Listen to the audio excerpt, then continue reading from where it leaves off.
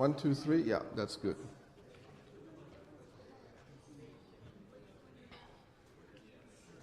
So last time we talked about pushdown automata, context-free languages, and we said that context-free languages are based on grammars.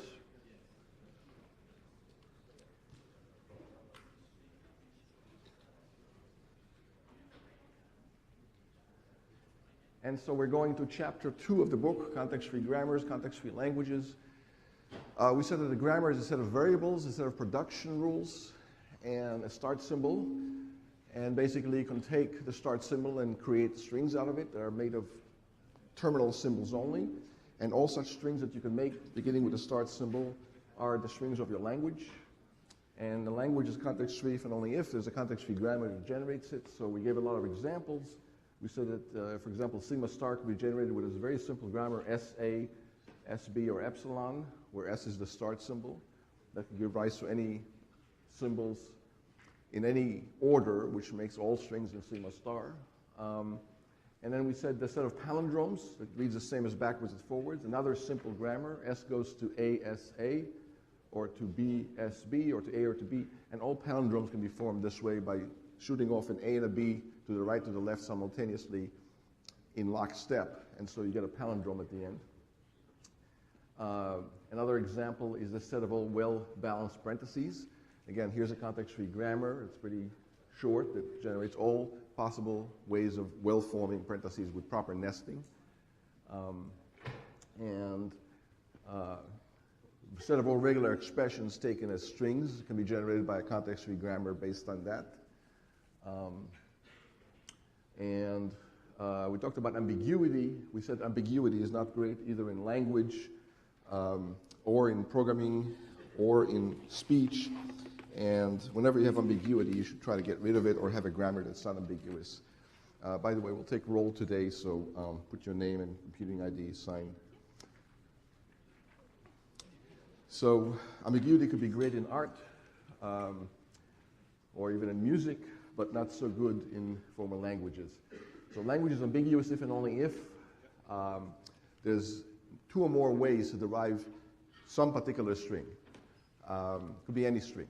Not every string has to be ambiguously derived, just one, and that the whole language becomes ambiguous.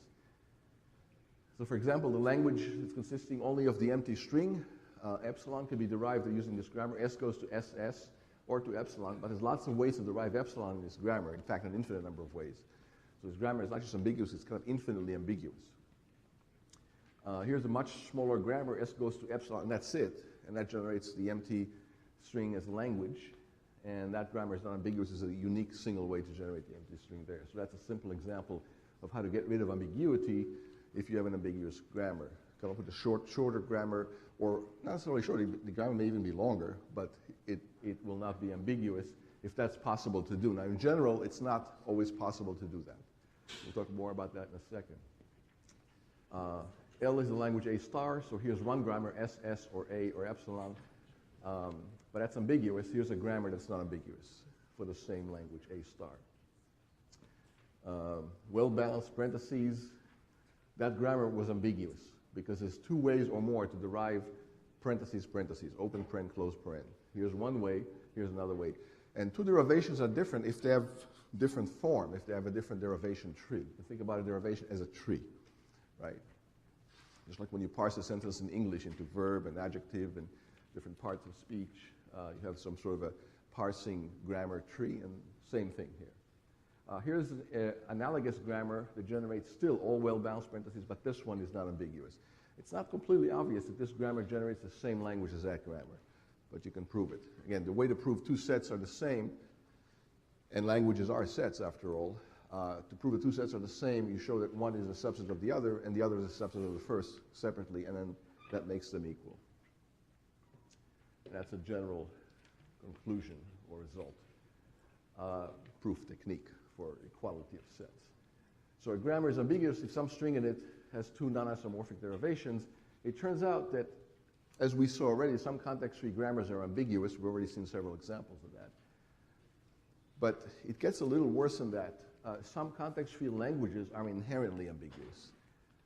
In other words, inherent ambiguity means that no matter what context-free grammar you come up with for that language, that grammar will necessarily be ambiguous. There's no way to express that language using a non-ambiguous grammar. At this point of inherent ambiguity, the problem of ambiguity is not a problem of the grammar. It's a problem of the language itself. So it's kind of a worse form of ambiguity. So it's two different forms of ambiguity we're talking about here. Okay. And the first one is fixable. If the grammar is ambiguous, maybe you'll come up with another grammar that's not ambiguous. And often in practice, that's not hard to do. But you should also be aware that some languages, some context-free languages, are inherently ambiguous. And here's an example of a language that's inherently ambiguous. A to the n, B to the n, C to the m, D to the m, union with A to the n, B to the m, C to the m, D to the n. So here the n's and m's are nested this way. In the other case, they're nested this way. Okay. So it's one nesting like this versus a nesting like this. And it turns out this is not easy to prove. We won't prove it here. It'll take too much time and it's not worth it. But I'm giving you an example of an inherently ambiguous context-free language, which is the union of these two context-free languages. So is this language, A to the n, B to the m, C to the k, where either n is equal to m or m is equal to k. Either the first two exponents are the same or the second two are the same. In other words, number of a's must match a number of b's, or alternatively, number of b's must match a number of c's, or both, because it's an or, it's not an and. So that's a context-free language, but this was a grammar for it, but every grammar for it will be ambiguous necessarily. So people can prove these things, and people have proven these things. So you should just be aware of that. So ambiguity is something that you should avoid, not just in everyday speech and good communication with other people, but in programming language design and all sorts of syntactical structures and so on. Now this brings us to pushdown automata. So we're entering section 2.2, roughly page 109, 110, 111. A pushdown automata is basically a finite automata with a stack. So it has all the features of a finite automata, plus it has a stack that it can push things onto and pop things from. Yeah. And the stack can act as a storage, right?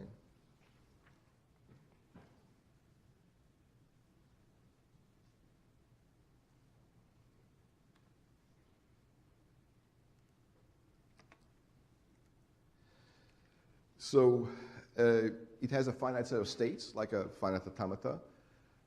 It has an input alphabet and a stack alphabet that could be different or the same as the input alphabet, because the stack has symbols written and read from it too, pushes and pops. And it has a transition function. A transition function is a little bit more complicated than that of a finite automata because it can change states not just based on what state you're in now, but what the top of the stack looks like at this moment, the symbol at the top of the stack. So that transition function can depend on that too. So the number of states that this can depend on is represented by this Q, and the stack is represented here, the top of the stack. And the input alphabet, of course, it also depends on what's in the input, just like a finite automata, but also on what's on the stack, the top of the stack. And it has non-determinism built in this time. Finite automata didn't have non-determinism built into them. We added it as an afterthought later, and we showed that non-determinism in finite automata is equivalent to deterministic finite automata. And what was the proof technique there? That we showed that non-deterministic finite automata could always be converted to a deterministic finite automata. Anybody remember the proof technique? 2 words? Close. Generalize it a little more. Power set construction, right? Any number of states can be represented. That's the power set of the state set, yeah. Here, non-deterministic pushdown automata in this computation model can do more than deterministic ones. There's no equivalent of a power set construction here. And the reason is, if you try to generalize a power set construction to this scenario, you have to take not just all combinations of states, but all combinations of stack contents. But the stack could be arbitrarily large.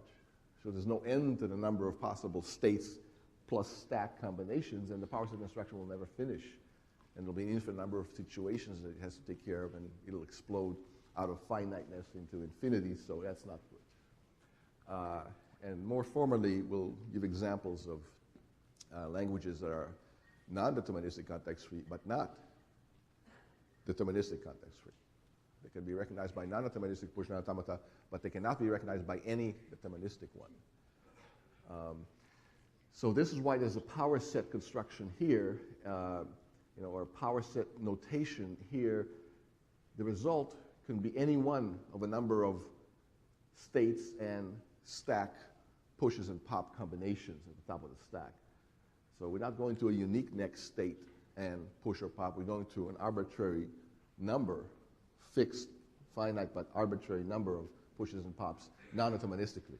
So non-determinism is built into the very definition here because it can do more. It's a superpower here for pushdown automata. So just so you're aware. Initial state is similar to finite automata. You got to start somewhere, and that's a unique starting place. The computation got to start somewhere, and that's where it starts with Q0, purple, color-coded. The final states, like a finite automata, are just a subset of all the states. And so the pushdown automata is a 6-tuple, right? The finite state set here, the input alphabet, the stack alphabet, which may or may not be the same as the input alphabet. You have that option if you want. The transition function, the initial state and the final states, plural. Most of the action, of course, happens with the transition function, just like in finite automata. All right, the rest is pretty straightforward. So pushdown automata are non-deterministic, so we're emphasizing that here again, what I said a couple of minutes ago. Any questions about what a pushdown automata is? Basically a finite automata that also has a stack. In the third homework that's out right now, you'll have a JFlop exercise to actually implement some simple pushdown automata, see how it works, test it on different strings. Nothing too onerous, just so you're familiar with how to construct one and watch one work and see why and how it works and so on. Okay, so a pushdown automata can use its stack as an unbounded but access controlled manner. So it's a LIFO, last in, first out. So a stack, whatever you put the last thing onto the stack, that's the thing that's going to be popped out of the stack when you pop something from the stack. So it's like trays in the cafeteria. You keep putting trays on this spring-loaded rack, big stack of trays, and you always take the last tray that was somebody put on there. So the first tray that you put on there will be used or taken out last, so because it's a stack. Line at your supermarket, it's not a stack. What is it, rather? Line at the bank or a supermarket? It's a queue, right? It'd be kind of disturbing to customers if the line at your supermarket or the bank was a stack. They'll be very angry. Think about it, because the last person coming into the line will be first served, and everybody who came in first will be waiting forever until the stack is finally emptied. So they'll be first in, first out for a queue, but stack is last in, first out. So pushes and pops are what access the stack. So there's a picture. The finite control is over here with a set of states. There's the initial state in purple right there. The set of final states is all these all these red double-circled final states. Again, all color-coded. The initial state is purple. Final states are blue. The transitions, final states are red, and the transitions are always in blue. At least I try to be consistent about that. So there's the stack. An A was pushed, a B was pushed, another A was pushed, and right now the machine is looking at that A. There's a stack pointer always to the top of the stack. That's where you push and pop from. And the stack alphabet and the input alphabet may be different. We already mentioned that. So here's the input alphabet made of zeros and ones. The stack alphabet is made of A's and B's. That could have been the other way around, or both input and stack alphabet could be A's and B's and zeros and ones, if you'd like. It's up to you, the pushdown automata designer, the programmer. And when you reach a final state, regardless of where you are in the input, you can say, I accept. So the thing accepts if and only if it reaches some final state. You don't have to continue to process the input or continue to clear out the stack, empty the stack or anything. Although you could define acceptance as when the stack gets completely empty or some other way, but there's lots of ways to define acceptance here because there's more going on than a finite automata. But let's just say if you enter a final state, you're good. You accepted that string in the input. So you can make a PDA deterministic by restricting the transition function to be a particular single unique next state and push pop, command to the stack, in which case that 2 is missing. That 2 that we had in the previous slide right here is missing, and instead we just have that exponent here, the Q crossed the transition, the Q crossed the stack push pop thing. So, but that's now a deterministic pushdown automata, and just again to emphasize, there's things that a non-deterministic pushdown automata can do that a deterministic one cannot do. For example, recognizing palindromes, WWR, and a whole bunch of other things that are context-free. Non-deterministically, you can recognize them, but not with a deterministic pushdown automata. So, again, to summarize, every time the input is advanced 1, the machine changes states, just like a finite automata would, and the top symbol on the stack is replaced by some other symbol of the stack alphabet, either by an epsilon, which means that symbol now is gone, or by a pair of symbol itself and some other symbol, which means there's now one more symbol on the stack. If you'd like, you can replace the top of the stack by some string rather than a symbol, if you'd like. Right? So that string could be either epsilon, which means implicitly it's a pop. If that A is replaced by an epsilon, that A is gone from the stack. You can think about the stack as one long string. Right? And the read-write head, the push-pop head is pointing to the end of the stack, to the top of the stack. And if you substitute on a transition something bigger, like a ABC, or an AA, or a BB, now that A will be gone, and instead it will be a BB, which means you've pushed something to the stack. So in one transition you can do a pop or a push, if you will, or neither one, nothing at all. If you replace the top of the stack, this A, by another A, then you haven't touched it, and that's a perfectly valid transition. Question? Oh, are we allowed to have transitions that don't do anything? Yeah. So it's a good question. So you can have a transition that doesn't modify the stack at all. Of course, not modifying the stack is equivalent to replacing the A by an A. It's another way of thinking about it, right? Well, wouldn't that change how long does it take to empty the stack, though? Well, so if you want to empty the stack, you want to replace the A by an epsilon, and then it'll point you at the B, and then the B by an epsilon, and replace this A by an epsilon, and that'll quickly empty the stack. You spin around and just pop and pop and pop, and don't do much other than that. That'll empty the stack pretty quickly. Or if you want to push a lot of A's, you replace the A by an AA and keep doing that. That'll just push a lot of A's to the stack. So however you want to think about it, is fine. But these are kind of like atomic operations. It'd be, you don't want to say, well, write Shakespeare's Hamlet to the stack in one fell swoop. That's a pretty long string. Although technically you could, in terms of definition. Why? Because if you were allowed only one character at a time, well, then have 10,000 transitions, maybe 500,000 transitions, each one pushing another character from Hamlet just in the right sequence, so that at the end the entire play, Shakespeare's Hamlet, is on the stack. And that's just one long set of state transitions, one character at a time. So that will be equivalent. So as a shortcut, we'll say, okay, in one fell swoop, just put the entire string Hamlet on the stack, and that's that particular transition. Now, that string now is part of the definition of the transition function, the delta transition function. Any other questions or comments? So, creating these machines is very similar to what you've been doing so far, creating a finite automata. How do you do it? Well, have a set of states, have the right transitions that kind of do the right things to accomplish whatever goal you're trying to accomplish. It's a lot like programming. In fact, it is programming. It's kind of low-level, primitive kind of programming, like you're programming a machine in machine language or something. But it is programming, and fixing it when it doesn't work is debugging. It's exactly what it is. So if this kind of smells like programming when you're using JFlap and trying to figure out the right machine with the right states and have the errors in it fixed so it does the right thing, it doesn't glitch, That's debugging, pure and simple. Yeah. Can you explain what you said about acceptance again? Yeah, so if you enter a final state in this PDA model, the initial input, the input string is accepted. And that string is part of your language, the language of this PDA, the language accepted by this PDA. So it's a lot like the finite automata. If the finite automata processes the input string and ends up in the final state, that string is in the language. If it processes the input string and ends up in the non-final state, that string is not in the language. So it's an if and only if.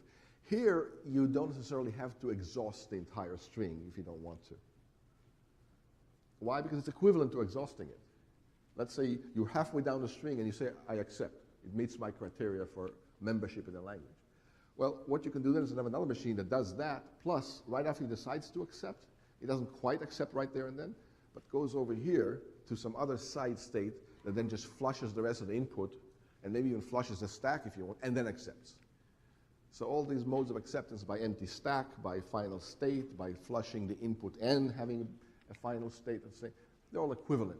There's a machine for one, there's a machine of the other types that does the same thing. Question up there. You said we can use a shortcut for pushing strings onto the stack, but can you do the same thing for reading from the stack, or are you still only restricted to one stack? Yeah, for reading from the stack, you should pop one at a time, because you can't say I'm going to read Shakespeare from the stack, Hamlet or whatever.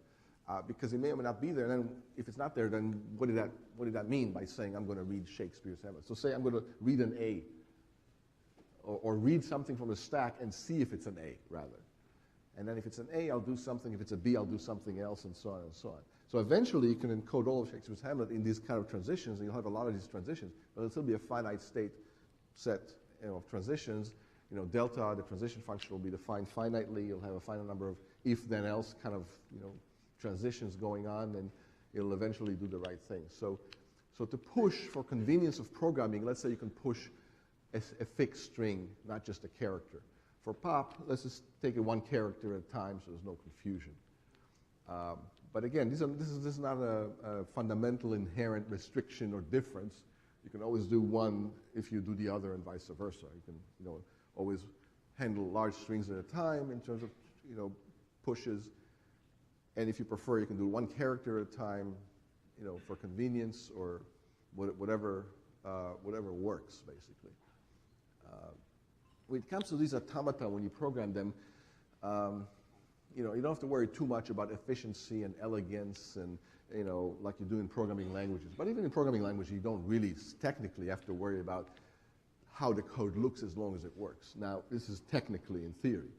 Of course, in practice, you want to write code that looks the way it functions, and it's more maintainable, and others, when they see it, they can understand what's going on in it. These variable names are descriptive of what they represent, and so on.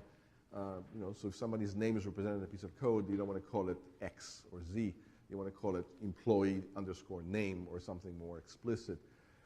Here, you don't have to worry so much about it, although even here, when you program finite automata, or if you program PDAs or even Turing machines, you can do a little bit of kind of encapsulation and kind of subroutine kind of type programming and so on, where it's not completely obfuscated. And do try to do that if you can, but usually the examples in this course will be simple and short enough so you don't have to worry about software engineering principles when you program these simple machines, because these machines will rarely get beyond 10 or 20 states, and usually there'll be 5 states or less.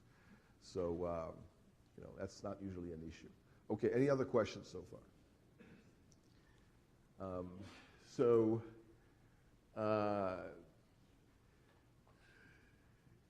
Let's harp on this a little more in terms of an example. So let's say I want to accept the language 0 to the n, 1 to the n, right? The language made up of equal numbers of zeros and ones, where all the ones follow all the zeros. So I want to accept 0 to the n, 1 to the n.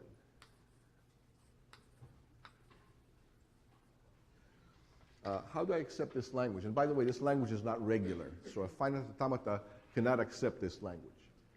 And just to be precise about types, it's the set of all such strings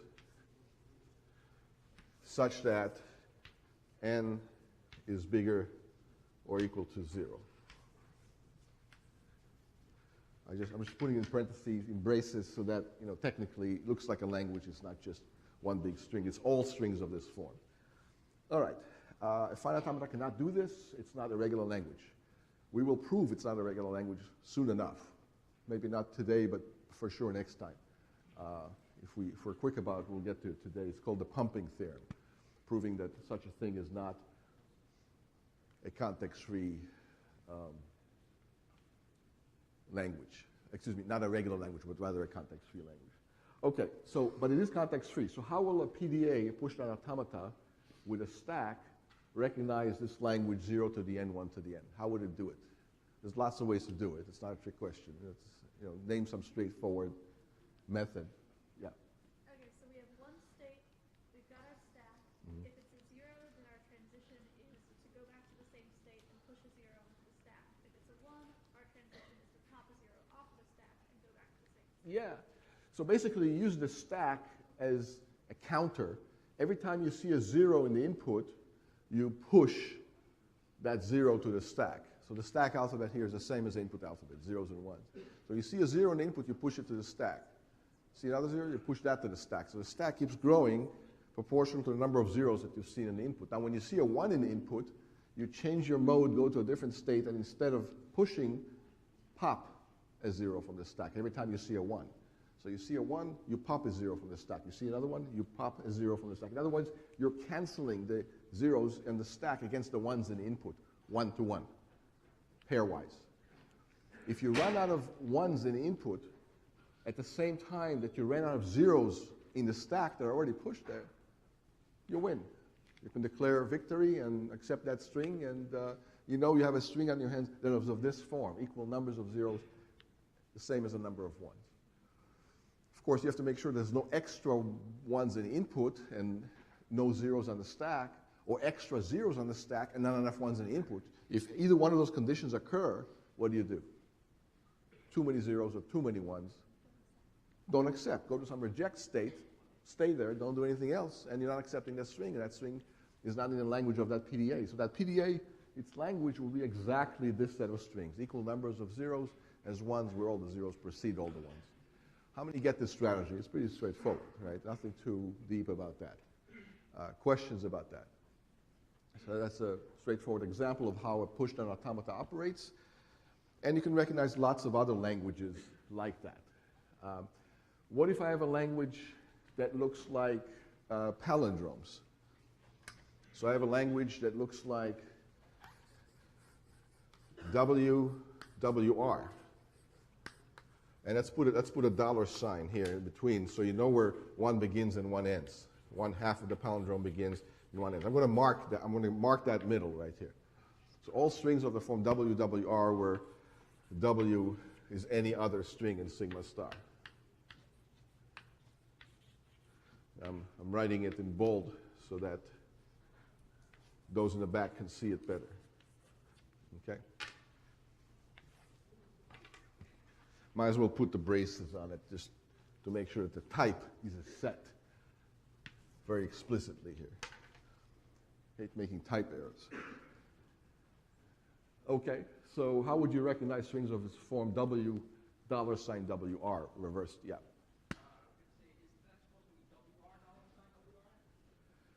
It's W $W reversed. So it's a string, a dollar sign, and that string reversed after the dollar sign. So if I say ABC dollar sign CBA, so CBA is ABC reversed, that's all. So WR means W reversed. Oh, that's all that notation means. It's just straightforward notation, nothing deep there. Yeah.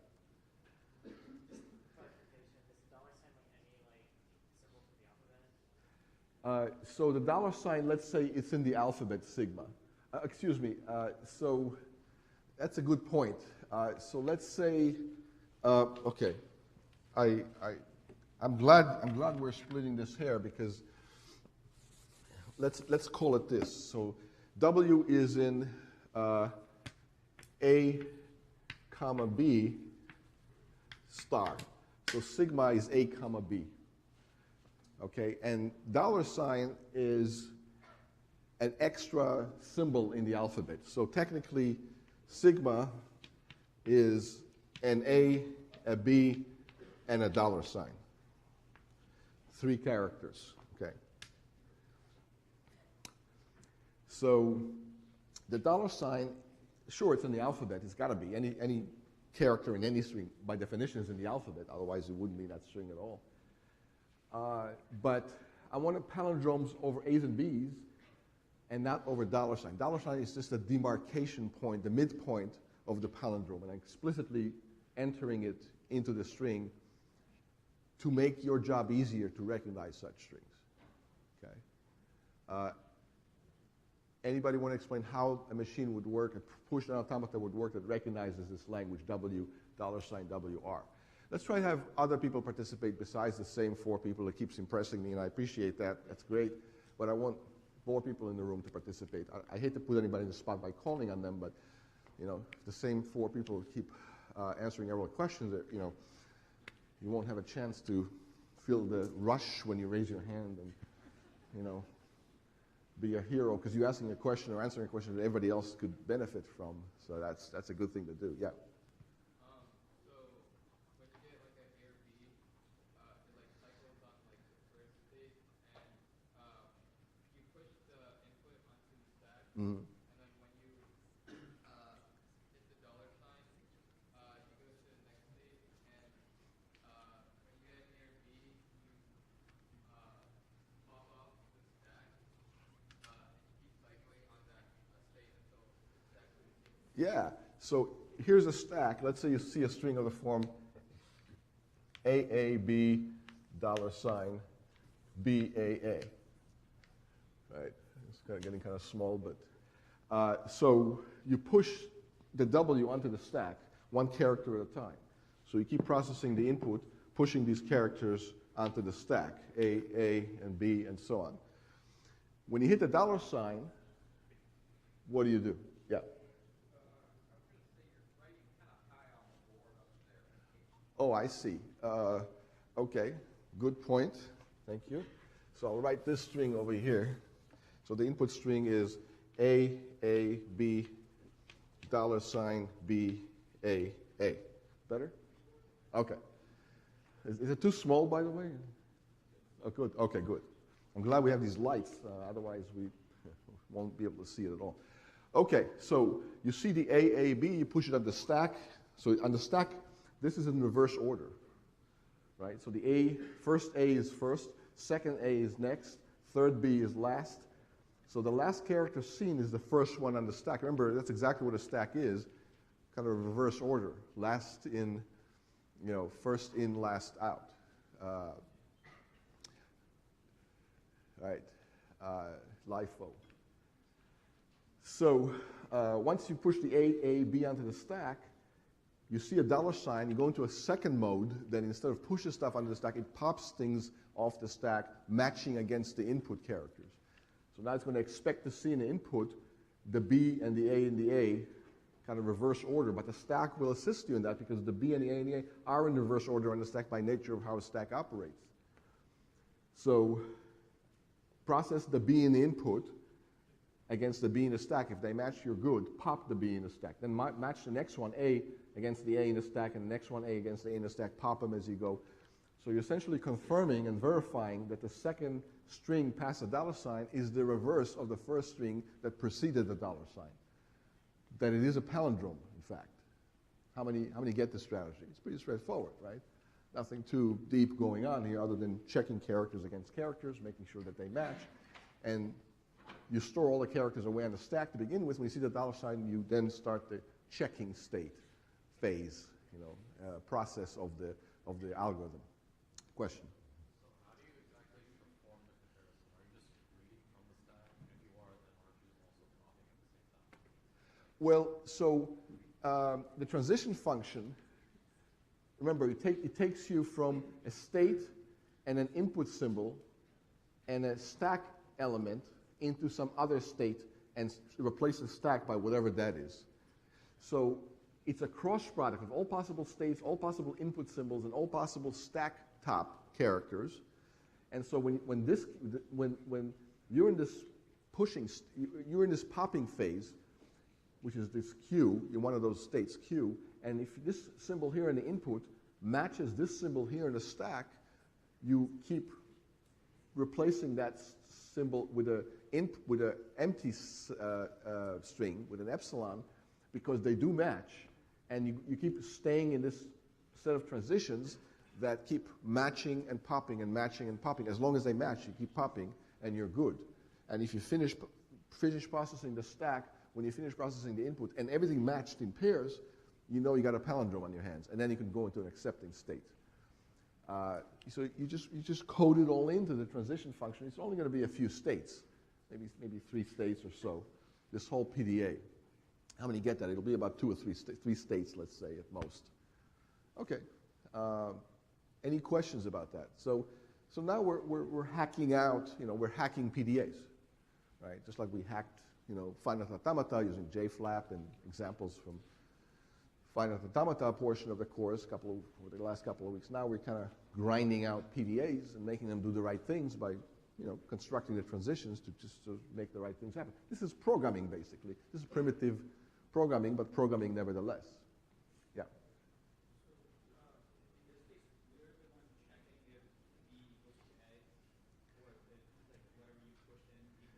It's built into the transition function, right? The transition function says, if you're in this state and this character equals to that character, then do this. Just like a finite automata. If you're in this state and you see this character in the input that's a B, then do that. So it's like an if-then-else based on what state you're in. How many get that a transition, even in finite automata, is like an if-then-else? It's like an if-then, basically, in a programming language. If you're in this state and you see this in front of you, then do that. Go into that state. So in the programming language, if you say if this variable is equal to that value, then do this other thing. Your state in a program is where you're at right now. The program counter is where the control flow is right now. That's your state of the program, plus all the variable values that are assigned right now. How many understand that? That's the equivalent of a state in a program. And a transition is a if-then. If you're in this state and you see that condition, then go there or do this. So you see the analog between finite automata or the state transition machines in general and programming is very, very strong. In fact, programming languages are based on this. They just make it more convenient. Instead of doing this all the time with states and transitions and characters and symbols, they give you much bigger, kind of more abstract constructs like sort this array by calling it library subroutine. Instead of having to come up with the 37 states that all the transitions they would take to sort the array. Question? Yeah. So basically, like PDAs, basically it can read the top of the stack and then take action. Yeah. So the transition function depends on not just the state like a finite automata, but also the top of the stack as well. The top character of the stack. That determines what transition happens next. Question? Do we only get one stack, or can we use 2? One stack. Good question. He's asking, could you have one stack or 2 stacks? Later, soon, we will discuss what happens if you have 2 stacks. If you have 2 stacks, it turns out it's equivalent to a Turing machine. You get arbitrarily large power of computation. It's no longer just a PDA. You can do lots more things. So a PDA is restricted to 1 stack only. We'll talk a little bit more about that coming up. Other questions so far? Yeah. You have a little cloud picture there with all the arrows, but what's the syntax you're writing into the push and the pop command? So when you answer a question like on an exam or homework, a picture is worth 1,000 words, like they say, right? So when you write the finite automata, it's better to write the states with the transitions and then an English description of how it works, rather than to do it the long, tedious, hard way with all the ordered tuples representing. That's harder to write down correctly and harder for us to parse to see if it does what you say it does. So for example, in the course on algorithms, if you say merge sort, and you can write all the code for merge sort, but how many heard of merge sort? I don't want to be presumptuous. Good, all of you. But it's much better to have a couple of lines of pseudocode and then say merge sort basically splits the list into 2 equal parts, sorts each part recursively, and then merges the two sorted lists in a straightforward manner. And that's a much better description than 20 lines of code that may or may not be completely accurate, to the last character and, semicolon and parentheses. And so I would much rather you drew me a picture of the transitions. This is just an abstract picture, by the way. This is not no particular PDA. But write down what all the transitions do and maybe put little descriptions of what this piece of PDA does, like pushes everything onto the stack. This transition takes care of determining the center of the palindrome by detecting the $sign, and then switching over to another mode, which is another transition over here, and then flushes the stack against the rest of the input, matching them pairwise. That description is a lot better than writing out all the gory notation that it would be equivalent to that. Okay, so I hope I answered that question in detail enough. Yeah. What I'm asking is, given that you're writing or drawing out a little picture like that, I mean, for finite automata, it's pretty obvious what that picture does because you can see all the states and you can see the transitions between them. Yeah. But now that you have a stack, how do you represent the commands to push and pop? You just write a push or pop above them? Oh, I see what you're saying. Yeah. So what you can do, so for finite automata, you have a state, an arrow, and another state. And on the arrow, you say something like little a, right? So that's your transition. So in a PDA, there'll be a couple more components here. There'll be an A, and on the top of the stack, if you see a B, then replace that B with an epsilon here. So there'll be three things on the arc of the transition. The character you see in the input, the character you see at the top of the stack, and what you replace it with if you take that transition. But so, okay, so that specifically, precisely, I think, answers that question. But you can still represent all these three things on each arc. How many get that, what we just talked about? Okay, good, excellent. Any other thoughts or questions at this point? Yeah.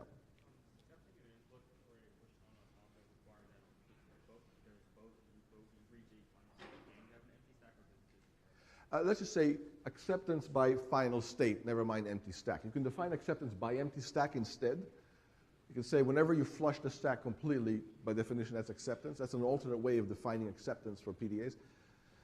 But that raises the issue of sometimes you may accidentally flush the stack without intending to, just by pushing or popping whatever's on the top, and that happens to be the last character. Oops, the stack is empty. You didn't mean to accept. The stack just emptied. And so that's a little bit tricky. One way to avoid that by empty stack convention is first thing you do before you start to compute is push, I don't know, a euro sign to the stack. Some character, I like to use monetary characters, euro, dollar, cents, yen, well, whatever. Push a euro sign, little e with a bark through it, onto the stack. And that's the first character on the stack, and that's the bottom of the stack. And whenever you see the bottom of the stack, whenever you see that euro sign, you know that there's nothing beyond that. And you never pop the euro sign unless you wanted to accept by empty stack. And then you deliberately, intentionally flush that euro sign, and then you accept. So you can always simulate acceptance by empty stack with acceptance by final state. How many get that? Okay, straightforward. So that's why we don't harp too much on these exact conventions. Right? So that euro sign now is like an end of file character in a file, like EOF. How many heard of that or used that? Right. So when you read something from a file and there's nothing to read, the program doesn't just hang or crash or complains. It returns to you this notional EOF character, and your read statement can test for that and see if you really reach the end of the input, and then you know you need to do something else, or at least stop bothering to read more from the input, because there ain't any more there to be read, because it just returned the EOF, flag or character. Anyway, let's not harp too much on these minutiae. The point is, PDAs have a stack. With a stack, they can do more than finite automata, like recognize languages like these, 0 to the n, 1 to the n, and $WR. And that's stuff that finite automata cannot do, which means the set of context-free languages is bigger, has more languages in there than the set of regular languages.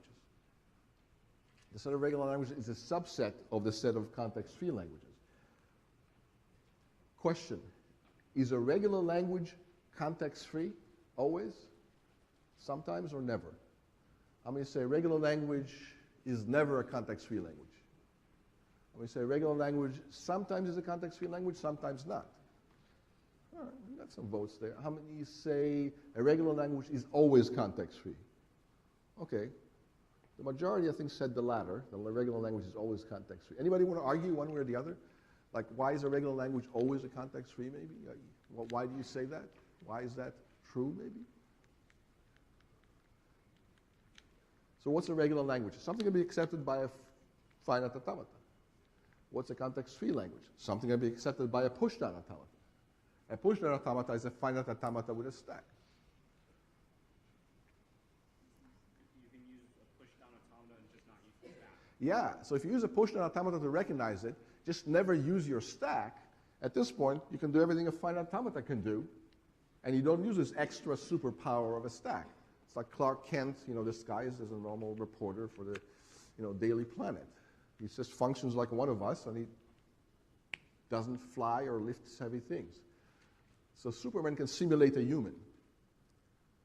A human will have a hard time simulating Superman, especially when push comes to shove, right? So a PDA can simulate a finite automata. Just don't use your stack. Don't use your superpower. And you're good. So if you're a regular language, you are a context-free language also. How many get that? We just proved it. Just proved that every regular language is also context-free. That's the theorem we just proved. Again, because a PDA, a pushdown automata, is a finite automata with a stack. Or conversely, a finite automata is a PDA without a stack. Right? So you can say Superman is a man with superpowers, or a regular person is Superman without the extra powers of flight and super strength and so on. That's not a complicated proof. It's straightforward, right? How many understand that? So whatever a finite automata can do, a PDA can do also. Now, whatever a PDA can do, some finite automata, there are things that a PDA can do that no finite automata can possibly do, like recognize this language, 0 to the n, 1 to the n. No finite automata can do that. We haven't proven that yet. We're about to soon enough, probably by next lecture. No finite automata can recognize palindromes either. No finite automata can recognize W $WR.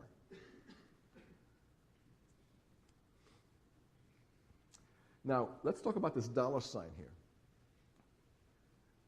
If this dollar sign wasn't there, if this dollar sign was erased, just palindromes, plain and simple, no separator there, no dollar sign there. How many say a PDA can still recognize it, this language? Okay. How many say a PDA cannot recognize this language now? The dollar sign is missing. Okay, we have a little bit of a split vote with only a few people voting. Let me give you a hint. Or you tell me, why do you think a PDA can recognize this string? And if so, how will it do it? It doesn't have the dollar sign hint anymore where W ends and WR begins. It could be anywhere. So if I give you 1,000,000 characters and I say it's WWR, so you look at the first 500,000 characters, but you don't know what 500,000 is. You don't know where the end of the string is. So let's say I'm going to feed you a palindrome. And after 1,000,000 characters, I say, okay, we had 1,000,000 characters so far. The palindrome length, I'm not going to tell you what it is. You don't know what it is. You just look at the input one character at a time. So the palindrome could be 2,000,000 characters, in which case we just reached the halfway mark. Or the palindrome could be 1,000,000,000 characters or Google characters, in which case we have a ways to go. But you don't know. So when do you start matching WR against a W if you don't know where one begins and one ends? How many see the problem? Okay. How do you handle that? What can you do? Yeah. Well, if we know the length of the entire input string, then you can divide the length by Yeah, except you don't know the length, and even if you knew the length, you have no way of doing division. Finite automata don't have a divide circuit in them. All they have is states and state changes. You say like any undefined input is the symbol for switching? Close. Let's build on that idea. What are other thoughts? Yeah.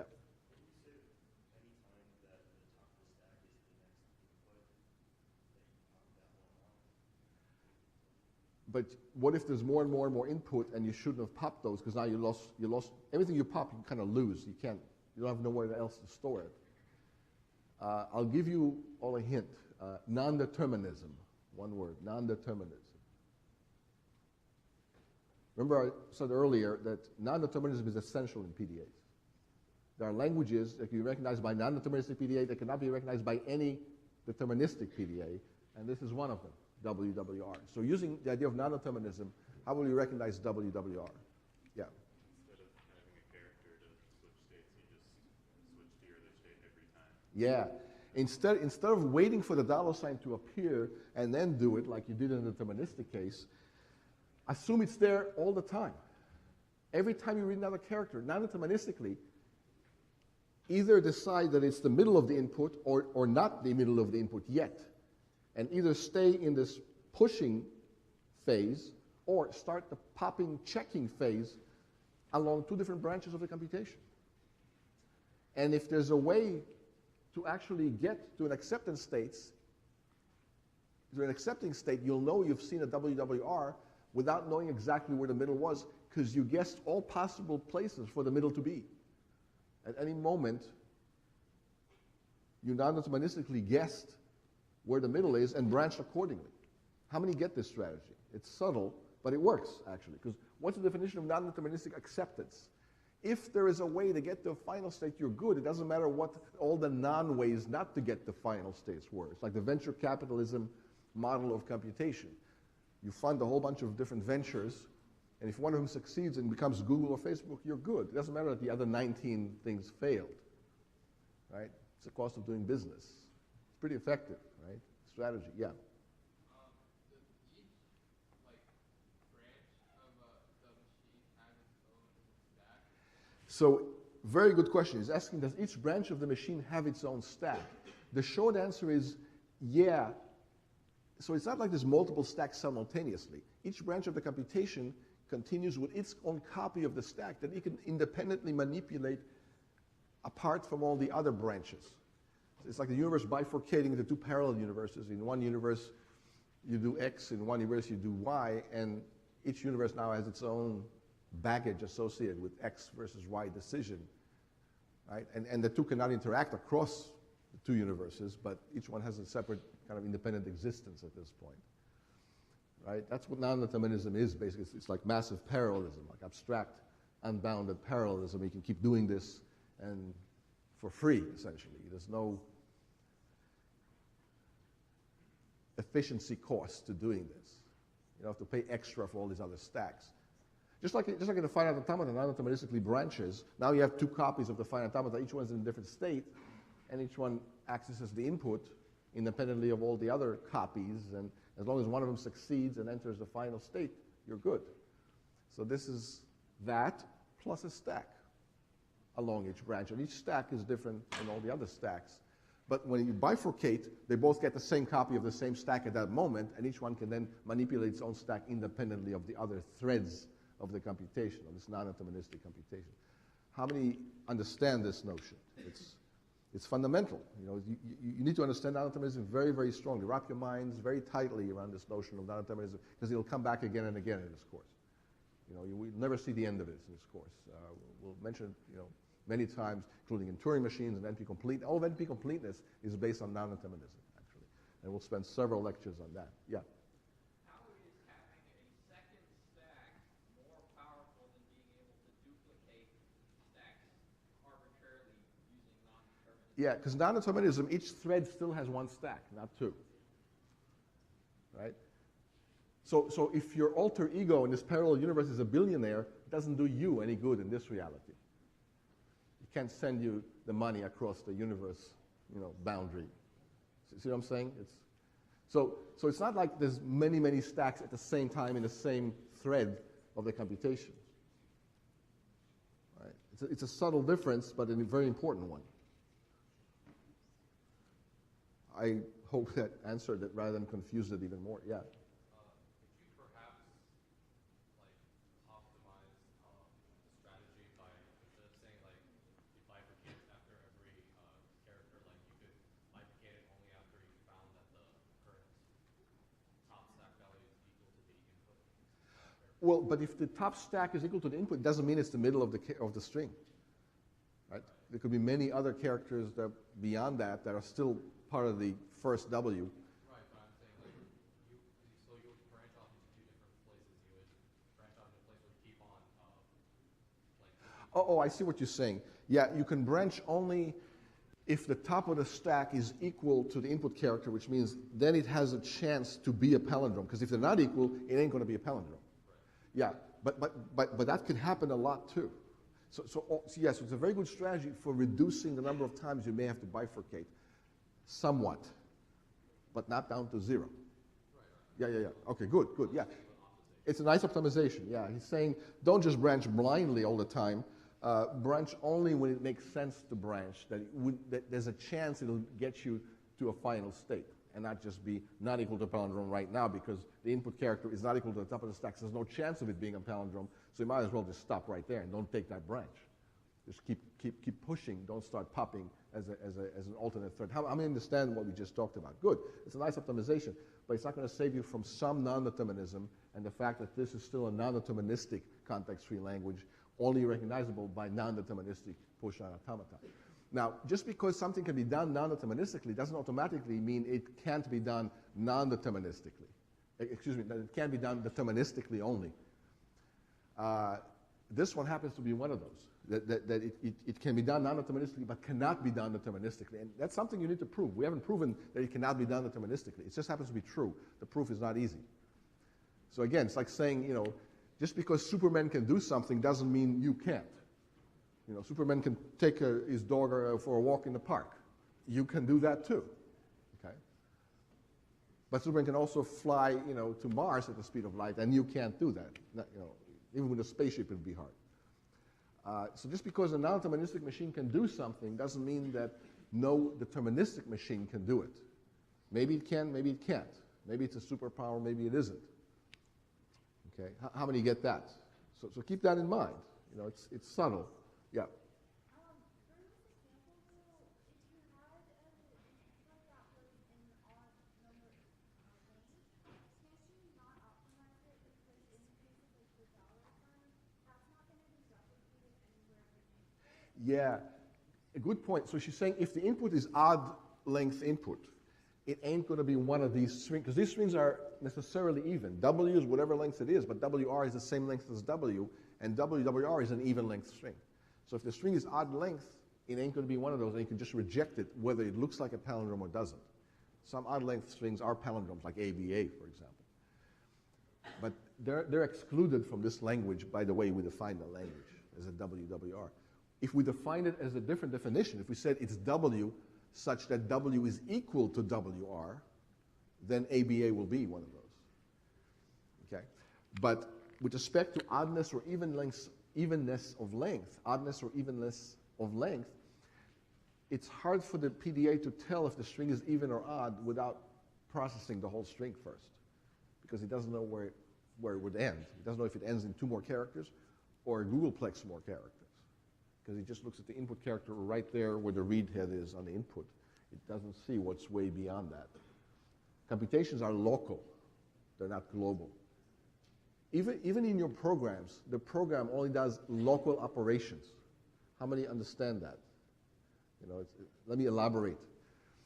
Your program doesn't know it's looking for prime numbers. Your program doesn't know it's playing World of Warcraft with you. All it knows is that it fetches array elements so-and-so, adding it to this value, storing it somewhere else, following this pointer, printing this character out to a file, reading this other character from the internet through a packet. Your program only knows these primitive operations. How many get that? It doesn't know the global picture of what's going on. That's an emergent property of your program, what it really does.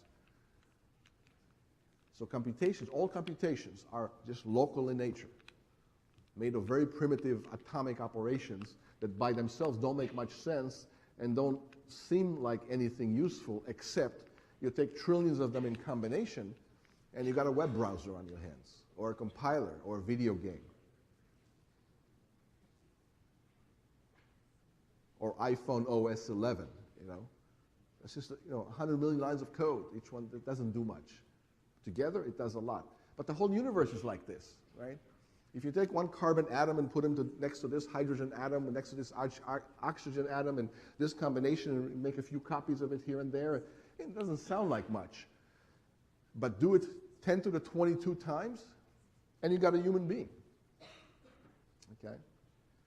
Complexity arises from simplicity, repeated many times.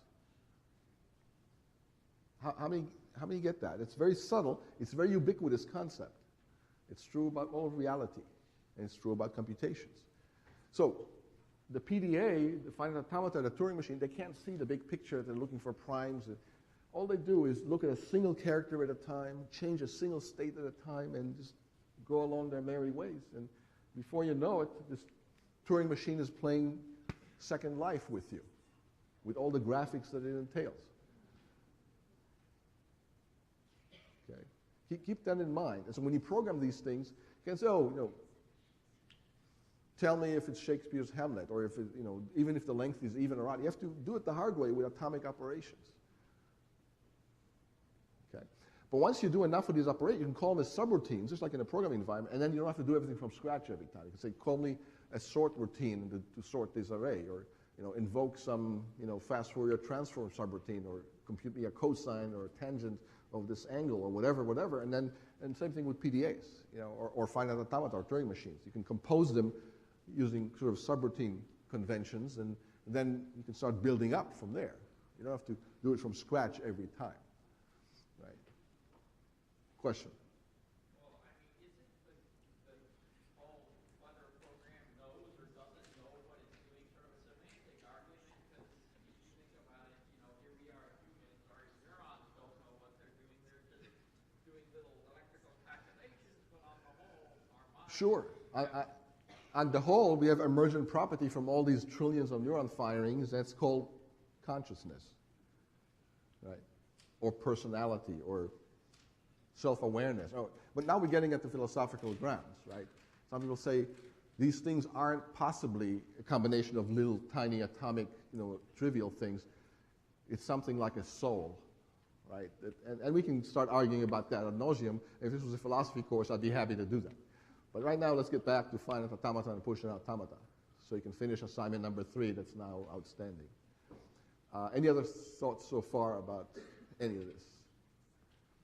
Okay, so if a language is accepted by some context-free grammar, it's also accepted by some pushdown automata. Now, the converse is also true. If a language is accepted by a PDA, then it could also be represented by some context-free grammar. This pair of theorems, we're not going to prove here. It'll be kind of involved to prove them. But they parallel the two pair of theorems that we already saw for finite automata. Right? We said if a language is regular, or can be accepted by a regular, or represented by a regular expression, it can also be accepted by a finite automata. And conversely, if it's accepted by some finite automata, it can also be represented by a regular expression. So it's an if and only if. So the regular expressions on one hand and the finite automata on the other hand completely characterize the regular languages. So how many remember that pair of theorems? We had two different proofs, one for each branch of this theorem, one way, different proof for the other way. The same is true for here, pushdown automata and context-free grammars. Because the set of context-free languages can be characterized either by context-free grammars or the languages of pushdown automata. And these are two separate theorems with two different proofs. But the bottom line is you can take a context-free grammar and automatically convert it to a PDA that will accept the same language that this grammar represents or generates. Conversely, you can take a PDA, a pushdown automata, and from it work out a grammar that generates exactly the strings that the PDA accepts, no more, no less. The two proofs here are more involved in the finite automata version, and those were not trivial either, if you remember. One was a generalized finite automata and blah, blah, blah. It took a while. Here, it's probably not worth the time. But for extra credit, give me proofs for one or both of these different theorems. And if you want to take a deeper dive into this equivalence, happens to be true. Okay. Question? Does the PDA care at all whether a language is ambiguous or not? No. A PDA just processes one character at a time and transitions based on that character and what's on the stack. That's all it does. It doesn't know if the language is ambiguous. It doesn't know if the language consists of all the plays of Shakespeare or all the English words in the English dictionary. It doesn't know or care. It just does myopically what it's designed to do. Okay, so we have this equivalence now of context-free languages denoted either by context-free grammars or alternatively by push and automata, and that's an equivalence now, a twofold characterization of the context-free languages, much like we've characterized the finite automata and the regular expressions as two characterizations of the regular language. Okay, so that's what it is. They're equivalent. So if you can do one, you can do the other for the same language. Just keep in mind that it's important that not only all the strings of one must be in the language of the other, all the strings that are not in the language of one must not be in the language of the other. So what you don't recognize is just as important as what you do recognize. Because I can recognize, very complicated set of strings if I'm allowed to also recognize strings that aren't there. I can just recognize all of sigma star, every string in the universe, over the English alphabet sigma, by just saying yes, yes, yes, I recognize, I accept, I accept, I accept. But that's not being very smart. A one-state finite automata can do all this. The trick is to not just recognize what you're supposed to, but also reject what you're not supposed to accept. How many get that? It's very important. It's a subtle point, but it's a very important point. So you just make sure that that is true when you design PDAs or finite automata or programs for that matter. So if a program prints out primes, it should not print out non-primes. Usually they don't tell you that in specification. It's implicit. But it's very important, because if a program should print out all the primes, there's a very, very short program that does that, 2 lines of code. What is it? Start printing out all the numbers. Print 1, 2, 3, 4, all the way up. Never stop. And you'll print out all the primes, but the problem is you're printing non-primes too. So that's no big trick to do this. That's why in a court of law, they don't just say, tell the truth. What do they really say? To split this hair legally, what do they say in a court of law when you're under oath? Not just tell the truth, the whole truth, and one more thing, and nothing but the truth, and they're not the same, right? Because you can tell the truth plus pile a whole bunch of lies on top of that, and you told the truth, but you also told a bunch of non-truths. The judge will not appreciate that. In fact, you'll be guilty of perjury. Okay, so subtle point, but very important.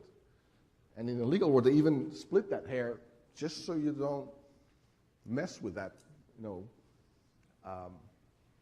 loophole, as it were, if that was available to you. Okay. Closure properties of context-free languages. Context-free languages are closed under union. Why is that true? Why are context-free languages closed under union?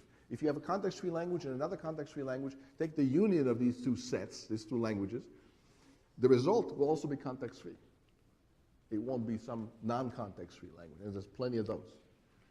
Why does union preserve context-freeness? Thoughts, ideas? Yeah? Should you be able to use the same union process that you did for finite automata? Yeah, so if you try the cross-product business, you can't straightforwardly cross 2 pushdown automata like you can cross 2 finite automata. Why? Why can't you cross 2 pushdown automata? Just have the cross product. Compute them both in parallel using some simulating pushdown automata and try to prove that the union is context-free that way. Why can't you do that? Yeah. You only have one stack. So if you simulate 2 PDAs and one wants to push onto the stack, the other wants to pop onto the stack, what are you going to do? You only have one stack as a simulator because you're supposed to be context-free. So you can't simulate 2 stacks with one stack very straightforwardly. Certainly not obvious you can do that. In general, you can't. How many understand that? So you can't just cross them blindly like you could finite automata. Finite automata, you can cross them blindly and still be a finite automata because you just have more states. But with push automata, you have states and stack contents, and you can't just cross that arbitrarily. But what you can do is non-deterministically branch into one PDA or to the other PDA and simulate both non-deterministically, each one has its own stack, and now they don't clash anymore, right? How many get that proof? Non-deterministically simulate both of them by branching into one or the other, and so the construction is non-deterministic, but it works. Or you can use it using a grammar. You can have a new grammar that branches into the start symbol of either one or the other grammar. So you have a new grammar that basically, write it over here.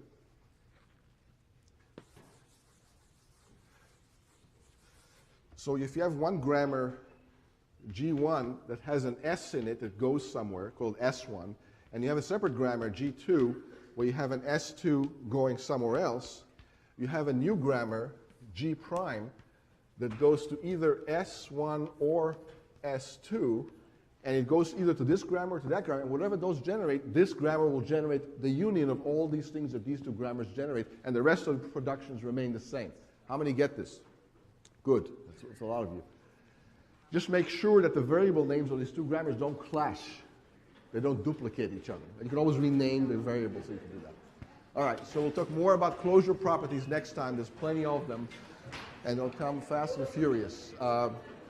Finish the homework. I mentioned in the email that you have an extra day till Saturday to do the homework, so you can go to the Saturday problem-solving session and see the TAs often and early. Take care.